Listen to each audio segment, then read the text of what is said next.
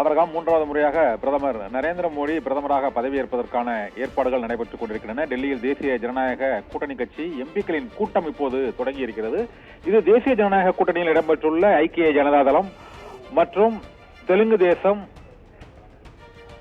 லோக் ஜனசக்தி உள்ளிட்ட கூட்டணி கட்சிகளைச் சேர்ந்த மதசார்பற்ற ஜனதாதளம் உள்ளிட்ட கூட்டணி கட்சிகளின் தலைவர்கள், எம்பிக்கள் இந்த கூட்டத்தில் கலந்து கொண்டு தங்களது ஆதரவு கடிதத்தை அங்கு பிரதமர் நரேந்திர மோடியிடம் வழங்குவதுடன் தேசிய ஜனநாயக கூட்டணி கட்சி எம்பிக்கள் குழுவின் தலைவராகவும் பிரதமராக இருக்கும் நரேந்திர மோடியை தேர்ந்தெடுப்பதற்கு தற்போது கடிதத்தை கொடுக்கின்றனர். இந்த கடிதம் பெறப்பட்ட பிறகு பிரதமர் நரேந்திர மோடியுடன் தெலுங்கு தேசம் கட்சியின் தலைவர் சந்திரபாபு நாயுடு மற்றும் ஐக்கிய ஜனதாதள கட்சியின் தலைவர் நிதிஷ்குமார், லோக் ஜனசக்தி கட்சியின் தலைவர் சிராக் பாஸ்வான் மற்றும் மதசார்பற்ற ஜனதாதள கட்சியின் தலைவர் குமாரசாமி உள்ளிட்டோர் குடியரசுத் தலைவரை பிரதமர் நரேந்திர மோடியுடன் சென்று நேரில் சந்தித்து ஆட்சி அமைக்க உரிமை கோரும் கடிதத்தை வழங்க இருக்கிறார்கள். அதில் 240 எம்பிக்களை உடைய பாரதிய ஜனதா கட்சி எம்பிக்களின் கையெழுத்து மற்றும் அவருக்கு ஆதரவு அளிக்கும் ஐக்கிய ஜனதா தளம் மற்றும் தெலுங்கு தேசம், லோக் ஜனசக்தி உள்ளிட்ட கட்சிகளின் எம்பிக்களின் கையெழுத்து ஆகியவை அடங்கிய கடிதம் அதிகாரபூர்வமாக வழங்கப்படும். இந்த கடிதத்தை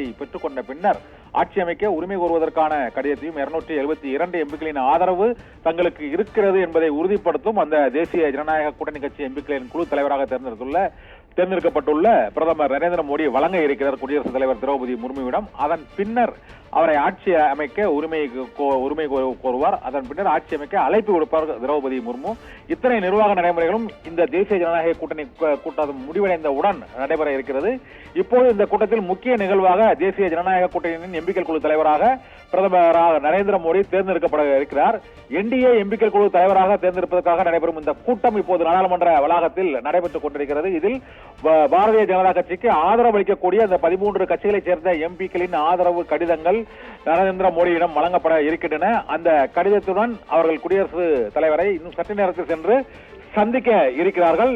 இன்று இந்த கூட்டத்தில் என்டிஏ எம்பிக்கள் குழு தலைவராக நரேந்திர மோடி தேர்ந்தெடுக்கப்பட்ட பின்னர் தான் அவர் பிரதமராக வேட்பாளராக என்டிஏ சார்பாக அதிகாரபூர்வமாக குடியரசுத் தலைவர் திரௌபதி முர்முவிடம் முன்மொழியப்படுகிறார். அவ்வாறு முன்மொழிவதற்கான கடிதம் வழங்கப்பட்ட பின்னரே ஆட்சி அமைக்க உரிமை கோரும் பிரதமராக இருக்கும் நரேந்திர மோடியின் கடிதமும் திரௌபதி முர்முவிடம் வழங்கப்படும். அதன் பின்னர் தான் இன்று மாலை அவர் ஆட்சி அமைக்க அழைப்பு விடுப்பார் திரௌபதி முர்மு என்று எதிர்பார்க்கப்படுகிறது.